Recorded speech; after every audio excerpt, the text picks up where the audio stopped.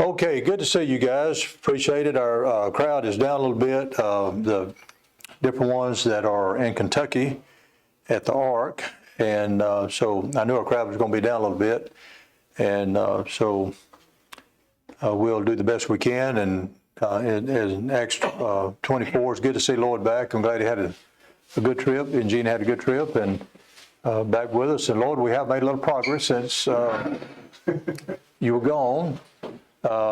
We have gotten to Acts 24, so we have made some progress, and I'm thinking about the next. You got to be giving us some thought on the next thing that we're going to study. I talked with Bill about the possibility that Bill teach some, and I'm not sure if Bill wants to do it, or he said I'm doing such a great job that he may not. But Bill, you're still welcome to do that if you want. But whether if Bill doesn't do it, I'm thinking about either the book of John or Hebrews. Y'all be thinking about that when everybody gets back. We'll talk about it a little bit and see, or if you have other suggestions, other ideas, I'll certainly consider that as well. But those are two that I was thinking about, maybe one or the other. So we can talk about that when Keith and Dal and Tommy and some of the others get back. In this chapter, or leading up to this chapter, you remember Paul is in Jerusalem. He's been arrested. We'll go back all the way, not going to rehash everything, but just to bring you up to speed on where we are and what is actually taking place. He's been arrested in Acts 21. He goes before the people in Acts 22. They didn't want him to live.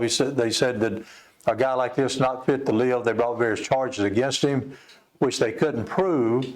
But all these charges are still before the court, as it were, even from Acts 21. He defended himself before the people in Acts 22. That wasn't solved.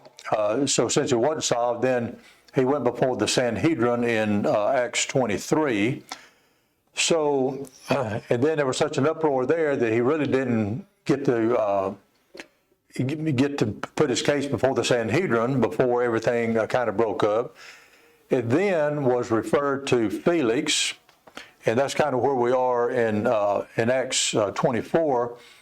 They were so insistent about him being an insurrectionist, teaching against the temple, teaching an unjust religion, all the things that they brought against him there in chapters 21, 22, and 23, that they had him sent to Caesarea to get him out of Dodge, as it were, to get him out of Jerusalem.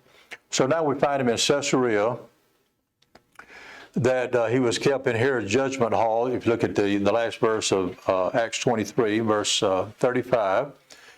So now he is going to appear before Felix. Now the problem in the situation in Acts 24 is it's not going to be solved either. And then he's going to appeal then to Festus in 25. That's not going to be solved either. Then he's going to go before King Agrippa in Acts 26. He will already have made his appeal to Caesar prior to that, so it wasn't solved in Acts 26. So then in 27 and 28, when he makes his voyage to Rome, that was the time that he was going to appear before Caesar at that point in time. So it just kept being pushed down the line a little bit.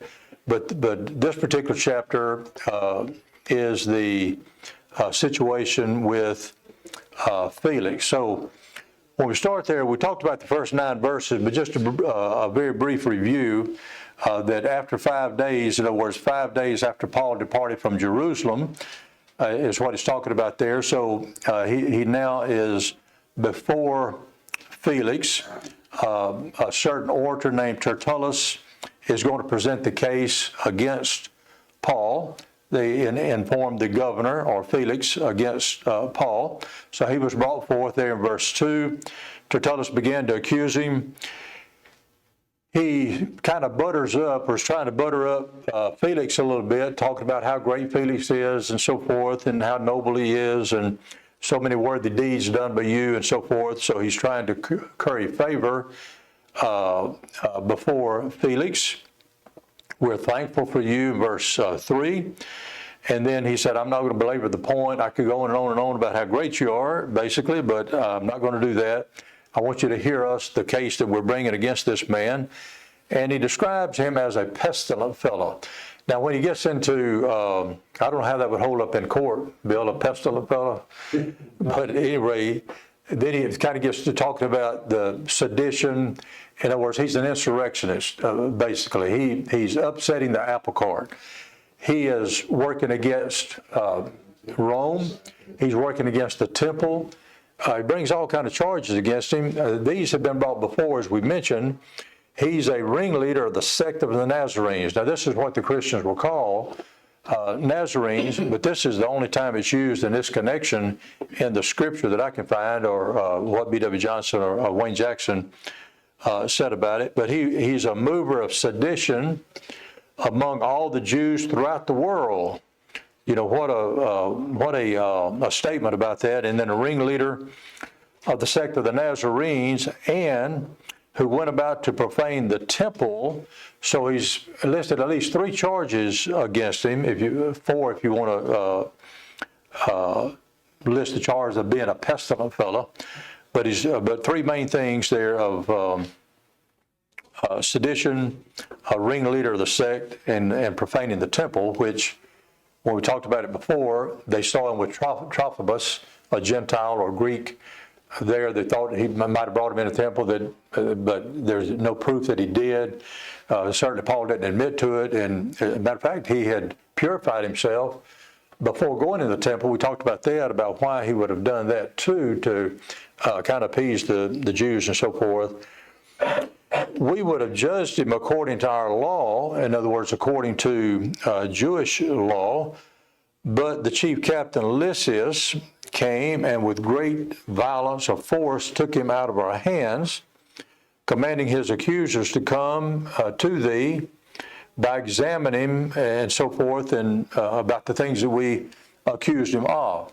So the 3 main charges that Paul was the author of sedition, that was the first one. He preached an unlawful religion, one that was not recognized by Rome. Of course, Rome allowed the Jewish religion. And the third charge was he profaned the temple, and the penalty for that, according to Jewish law, was death. And the Romans usually permitted that to be enforced, according to B.W. Johnson. But the main thing, if you go back to the very beginning, what was the main thing? Which group was really speaking against him once Paul started to speak? What was the group that was mainly upset with him to the point that they wanted everything taken care of? Sadducees. The Sadducees. And what was the problem with the Sadducees? Resurrection. What did Paul preach? The resurrection. Paul preached the resurrection, that there was a resurrection. As a matter of fact, going all the way back to the Old Testament law and so forth, and he brought them up to speed about that. And of course, the Pharisees believed in the resurrection, the Sadducees didn't. The Pharisees believed in angels and the Spirit, and the Sadducees didn't. So then there was that big uproar when they got before the Sanhedrin in chapter 23. That was the thing that Paul was playing one against the other, as it were. And of course, he knew at that point he was not going to get a fair trial. So that's kind of the way that it was left. I think there was see if I can find. Seemed like there was Wayne Jackson said something I wanted to read to you. Let's see. Okay, he says, talking about being the ringleader, he said, Paul was charged with being a plague on the nation and a ringleader of those who would overthrow Rome. And so that would have been hard to do, but and since Felix was very hard to deal with, in other words, putting down insurrectionists and so forth, then they thought that they had him because Felix would take care of the matter. Of course, when Felix heard everything, it wasn't like this was such a dangerous guy after all, and he wasn't what he was accused of being, so much so that when we get to the end of it, when Paul spoke to him about the various things which made Felix tremble there toward the end of chapter 24, then Felix allowed him to be, as it were, almost under house arrest, where he had a soldier to guard him, and even permitted his friends to come and go with him and everything, which gave rise to the fact that Felix didn't believe all the things against him as well, that they were bringing charges against him. So that's kind of where the chapter ends, but we'll get back to that in just a second.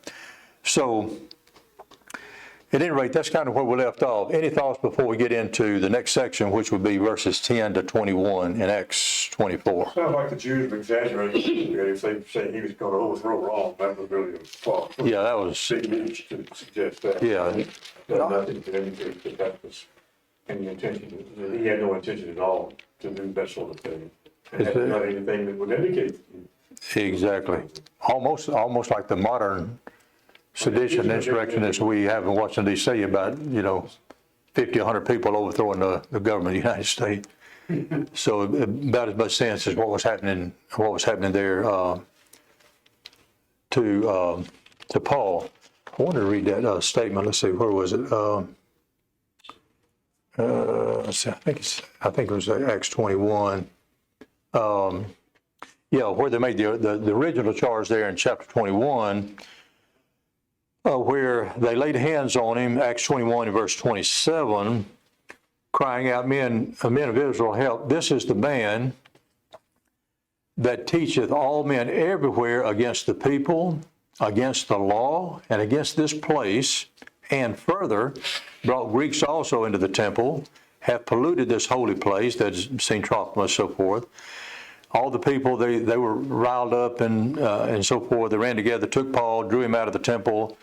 Doors were shut. They went about to kill him and so forth. And then that's when the Titus came to the chief captain that they were talking about there.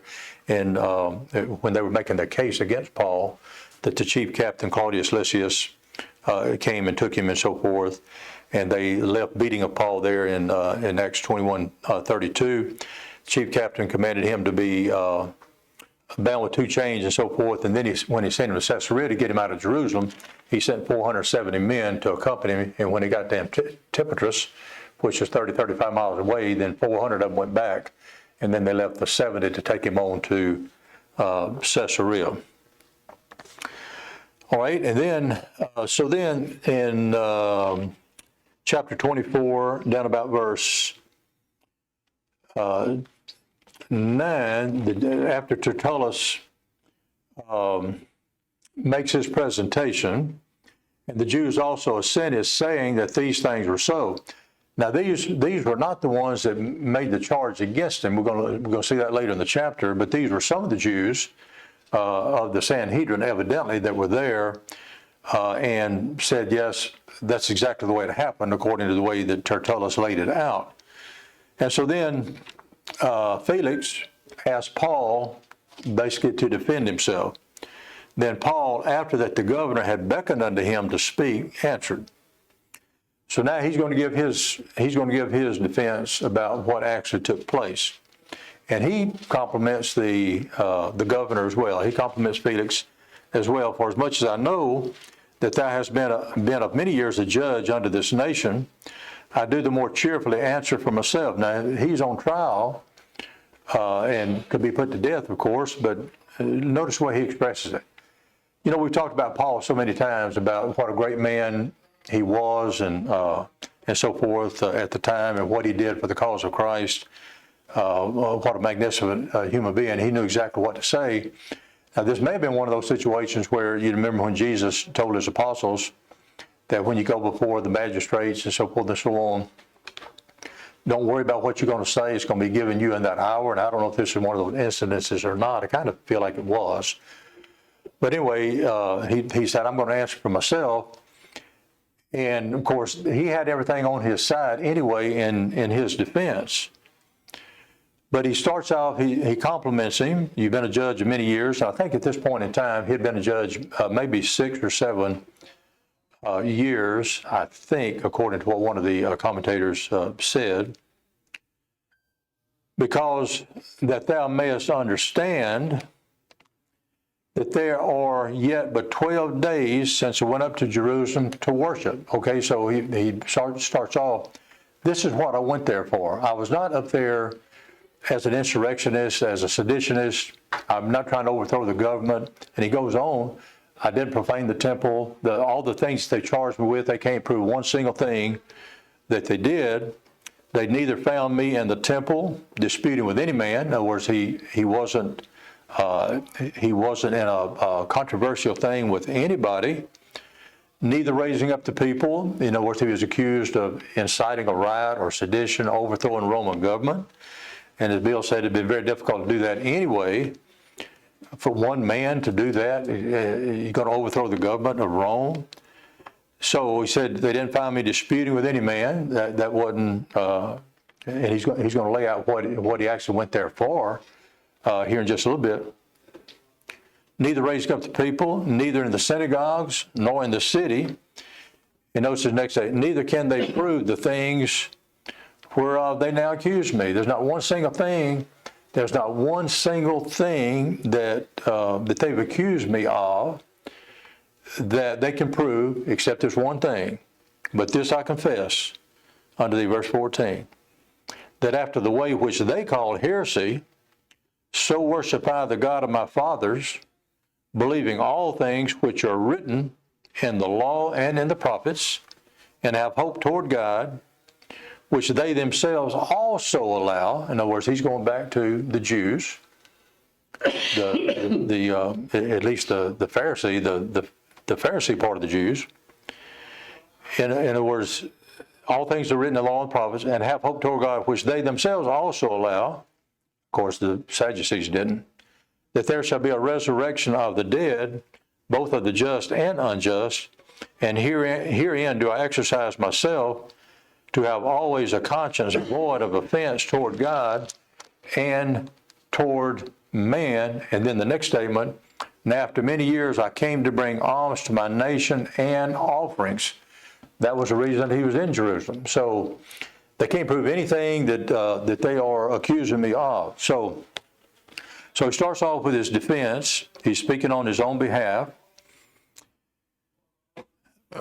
And let me just read a couple things that Jackson said about it.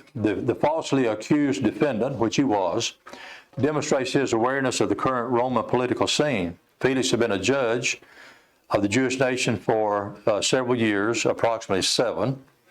He recounts that 12 days ago he had gone up to Jerusalem to worship, so that was the reason he was there. There was no evidence that he was worshiping according to the Mosaic Code. Christians used the temple for worship until Jewish persecution finally drove them out. In fact, Paul may have viewed the offering that he had brought for his people as an act of devotion. If we go back to read what is actually taking place, we won't go back and read this, but I did want to refer to it. But if you guys want to look at it at some point, there's a reference to this in Romans 15:25-31, where he talks about the offerings that he's taking to Jerusalem. So when he's writing to the church at Rome, he talks about this in Romans 15:25-31. And then in 1 Corinthians 16, I will refer to that one. 1 Corinthians 16, 1-4, I think it's 1 Corinthians 16. Let me just read a couple of things here. Now, concerning the collection for the saints, as I've given order to the church of Galatia, even so do you upon the first day of the week, and so forth, lay by in store. And when I come, whomsoever ye shall approve by your letters, then will I send to bring your liberality unto Jerusalem, and if it be meet or expedient, or the thing to do, that I go also, they shall go with me. If you look in Romans 15:25-31, he says that was what he's going to do. Did you have that, Israel? Yes, sir. Read a couple verses there just real quick. Oh, yes, you're talking about Romans 15. 15, I think it's 25-31. It is, yes, sir. I was just looking. Where that just shows the reason. I just want to show the reason. So Paul is defending himself, but we have an account of that in Romans 15 as to why he was actually going and so forth. Yes, so verse 25 says, But now I go unto Jerusalem to minister unto the saints. In verse 31, that I may be delivered from them that do not believe in Judea, and that my service which I have for Jerusalem may be accepted of the saints. Okay, so that was the reason he was going. So he was saying that the things that they're accusing him of, he was doing a good thing. He's bringing offerings to the poor saints at Jerusalem, and that whole thing there, those 7 verses there, you can read it for yourself. I didn't want to get bogged down in that, but that was part of the reason that he was, or one of the reasons, maybe the main reason that he was going. And so so it had nothing to do with creating a riot or an uproar and so forth. So the charges against him, of course, were totally false. He had done nothing antagonistic to the Jews. He said in the synagogues or in the city, the charges against him were void of proof. And the way which he was advocating was not contrary to the Jewish scriptures, because it was a fulfillment of what the prophets and the law had already said would come. So he's using the law, which they themselves were looking for a Messiah, right? So all these things that are taking place that he was involved in about the hope of eternal life that they themselves allow, so he's identifying himself with a hope that the ancient fathers, the Jewish fathers, allowed, going back to Abraham, Isaac, Jacob, and so forth, namely the general resurrection of the dead. And as a result, his conscience was clear and all that. He wasn't violating the law of Moses because they were forecasting that this was going to happen, that there was going to be, the Christ was going, you can go all the way back to Genesis, is it 19:18 or Genesis 18:19? I never can remember which one, where he's going to raise up a prophet like unto me and so forth, talking about Abraham, when he's speaking to Abraham. Yes, sir. I'm not sure. I think it's Genesis 18:19. Y'all can check me out on that. I know it's Moses, Deuteronomy 18. Yeah. For Moses. Moses, yeah. Yes, sir. They're going to raise up a prophet like unto me. So you go all the way back to that period of time when Abraham was on the earth, and that all the things that happened with all the prophets and the law and so forth about the Christ coming on the scene, which of course they missed the whole thing when he came on the scene. He was rejected by his own people and so forth. In John chapter 1, he came to his own received him not, and so forth. So, but Paul had the law on his side, and talked about the Old Testament law and the prophets that forecast that this was going to be the case. And all he was doing was preaching what the law and the prophets had said was going to come. And so he was accused of the Sadducees accused him of preaching the resurrection, which they didn't believe in. But the Pharisees said, well, he hadn't done anything wrong because, he's like us, because we believe the same thing that the law and the prophets testified on. Charlie, go ahead. Sorry. For in Revelations 22:16, he says, I, Jesus, have sent mine angel and testify to you these things in the churches. I am the root and offspring of David, and the bright morning star. There you go. Talk about Christ, isn't it? Absolutely. Good point. Bill, did you have a thought? And then Paul, so in his presentation, he's presenting a counter case, as it were. And Jackson kind of summed it up this way. Let me just read a couple of things. He says, he had not acted in opposition to the Jews.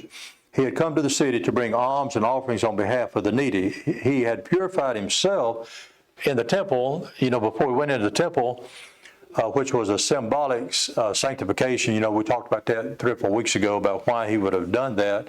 But he was trying to, like when he had Timothy circumcised, but he didn't have Titus circumcised. And we talked about that before, about one or the other, and we won't go back into all of that.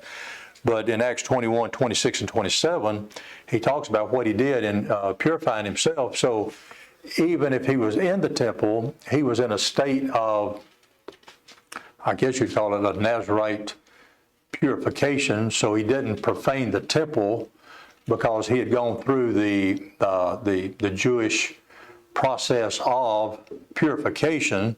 So that charge was false. and he did that in a quiet and a non-controversial way. His accusers, of course, original accusers were foreign agitators from Asia who did not even show up here to bring charges against him, because he talks about that here in just a little bit. So they had no bona fide charge against him at all. And the only one, of course, the accuser's real problem, most of them were Sadducees, was Paul's teaching on the resurrection. This controversy involved a religious issue. It was nothing civil over which Felix could be concerned. It was a Jewish matter. It should have been handled that way, because when there was so much controversy between the Pharisees and Sadducees, of course, then it went to the next level, and went to Felix and then Festus and then Agrippa, and then on to Caesar. So Paul said that I have always a conscience void of offense toward God and toward men. You remember he said the same thing in Acts 23 and verse 1, which got him slapped when he said, when he was talking before the Sanhedrin, the men and brethren, I've lived in all good conscience before God unto this day. Didn't mean that he was always right because he was wrong in persecuting Christians, but he said, even when I did that, I thought I was doing right. And all the things that they accused him of, he laid it out about every charge against him was false. Any thoughts, anybody? You want to jump in before we continue on? Let me just double check one or two things here before I leave that part.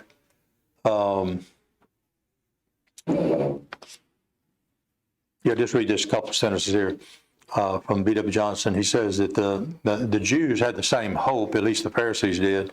Apart from the Sadducees, which was a small minority, the Jews believed in a future life and judgment. Hence, even in this matter, he was not preaching a new, unknown, and illegal doctrine, for Judaism was acknowledged by Roman law. And then when Paul was talking about the belief in the resurrection, his belief was not a theory, but a life. It was the actual real, and hence he sought to keep his conscience pure in the sight of God and man, because he goes back about the Old Testament law, about the future, that there was going to be a resurrection of the just and so forth, and eternal rest, eternal punishment, and so forth. And he was bringing alms to his own nation. And then we talked about that in Romans 15 and also 1 Corinthians 16. There's also a reference to that in 2 Corinthians 8 and verse 9. And then they found him and were upset about him. And then he says, let these same here say, let those present, in other words, those that are here, the ones that should, let me just go back and read that just real quick. We got down to about verse 17, so let's just look at that real quick. Now after many years I came to bring alms to my nation and offerings, whereupon certain Jews from Asia found me purified in the temple. In other words, they were accusing him of polluting the temple, but he had purified himself, neither with multitude. They didn't find me with as an insurrectionist, bringing a bunch of people into the temple, nor with tumult. It wasn't an uprising. Who ought to have been here before thee and object if they had aught against me. In other words, the ones that bring the charges are not there. And according to Roman law, what did they have to do? You had the right to face your accusers, right? Right. And of course, they weren't there. Or he says another thing there in verse 20, or else let these, the ones that are here bringing the charges against me, Tertullus and the others who were with him, not the original group that brought the charges against him, or else let these same here say, if they found any evil doing in me while I stood before the council.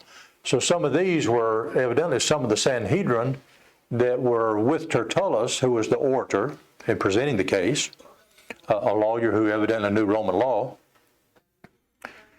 And they should have been here. If not, let these that are here accusing me, that gave assent to what Tertullus had said earlier, let them say the things that I presented, that if they found any evil in me, speak up.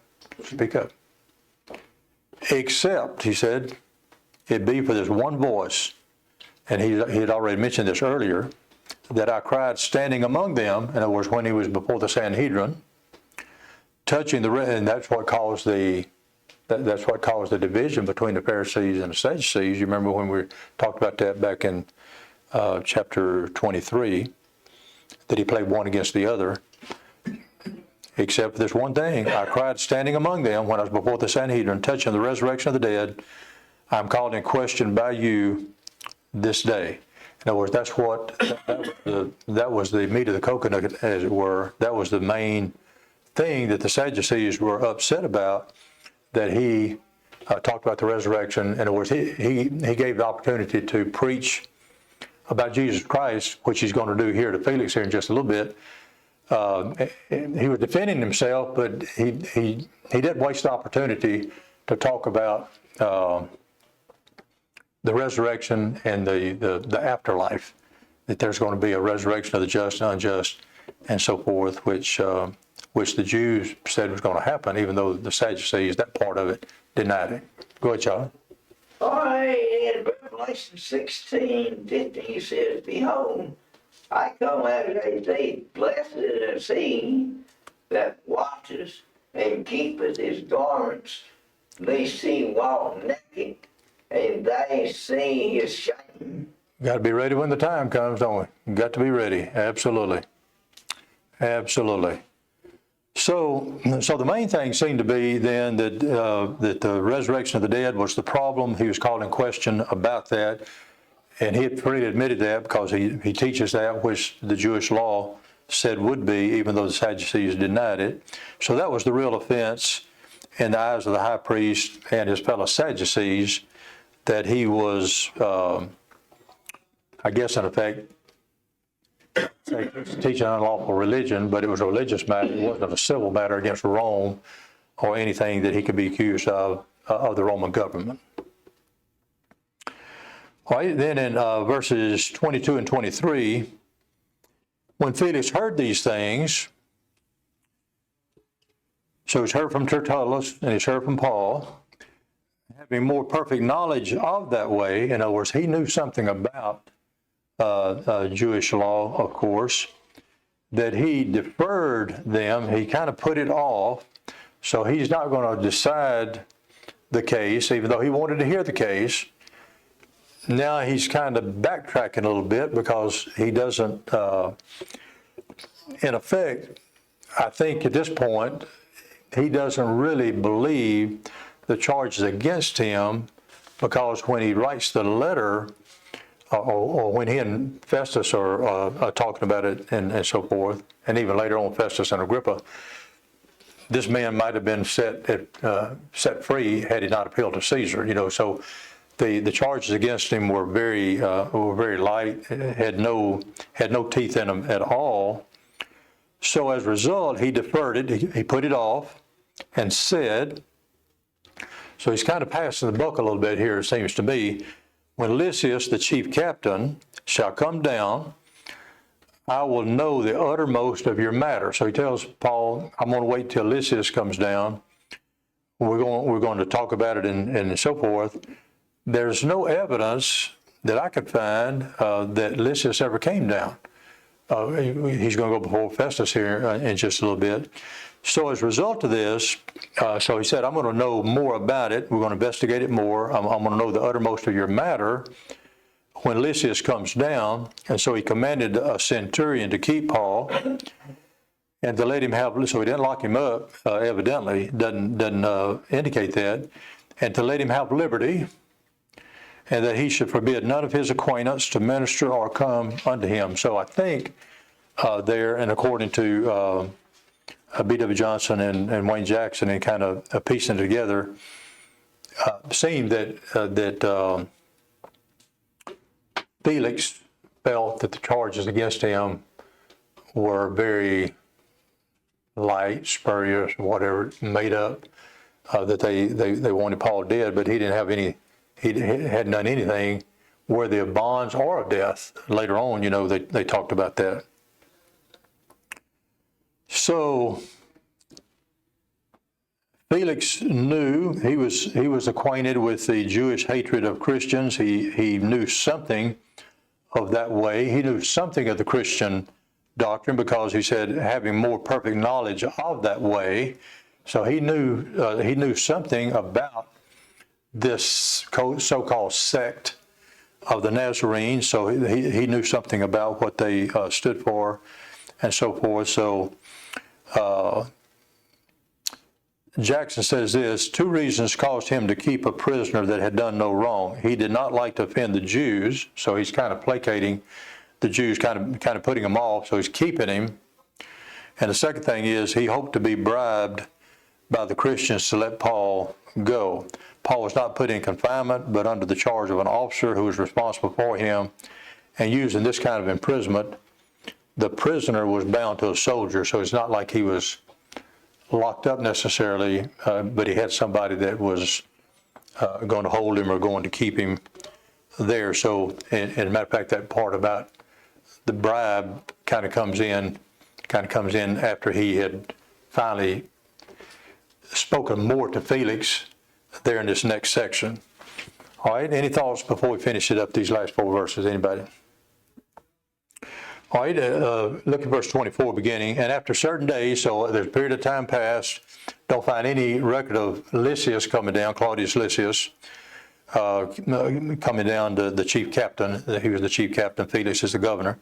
And after certain days, when Felix came with his wife Drusilla, which was a Jewess, he sent for Paul and heard him concerning the faith in Christ. Now he's going to really get an earful here, for sure. And as Paul reasoned of righteousness, temperance, and judgment to come. So it doesn't say necessarily that Felix asked for that, but he said that he heard him concerning the faith. So I don't know whether when he came down to talk to Paul, Lysias hadn't come down. So Paul took this opportunity to tell him about evidently the death, burial, and resurrection of Christ, and it doesn't say what all he said. That would really been a good sermon to have heard when your knees kind of tremble or knocked together. It must have been pretty powerful, I guess. Have you ever preached one like that anybody said that they trembled after? Of course, people don't do the same thing today that they did maybe 2,000 years ago. Yes, sir. So as he reasoned of righteousness, temperance, and judgment to come, well, when you talk about the judgment to come, and he knew something about this way that they called heresy, so he already knew something about it. Drusilla was a Jew or Jewess with his wife Drusilla. He sent for Paul, heard him concerning the faith, reason of righteousness, temperance, judgment to come. Felix trembled and answered, "What a sad thing. Go thy way for this time. When I have a convenient season, I will call for thee." Well, we don't find any record of whether that convenient season ever came, even though, and I didn't see it anywhere, but there was a statement that one of these guys made that Paul, let's see if I can find it.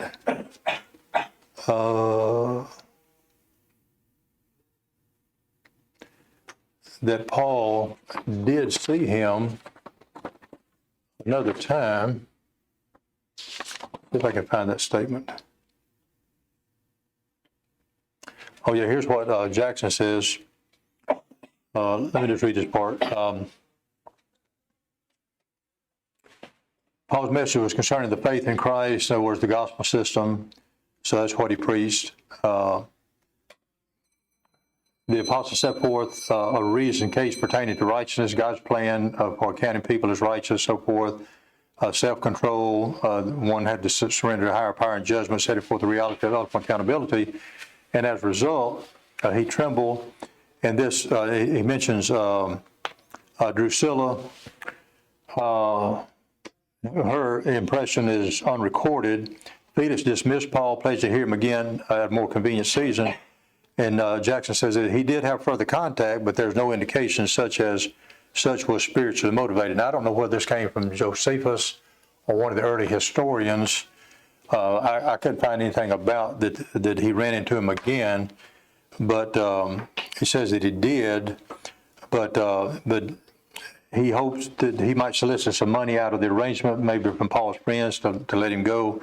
And so when Felix was removed from office due to political ineptness, he left Paul in prison, hoping to curry favor with his successor, Porcius Festus. So he left him bound for 2 more years before Festus came in to hear the case, and that's where in chapter 25 he'll hear the case. Now, Sunday, when Keith's going to be gone, and Bill's going to be gone too, but Keith asked me to teach Sunday morning, so Dal will be back, and I guess Tommy will be here. So we'll continue on with this in chapter 25 about Festus and what happened there with when he appealed before Festus after 2 years when he came into that same position that Felix had. And so we'll talk about that on Sunday morning, and then next week we'll continue on, hopefully, chapter 26. And a lot of souls lost waiting for that convenience. Well, in 26, when we get to Agrippa, what was his reaction? Almost. Almost. What's the point? Almost persuaded me to be a Christian. Almost. And we don't find any record of whether either one of them did. Thank you, guys. Appreciate it.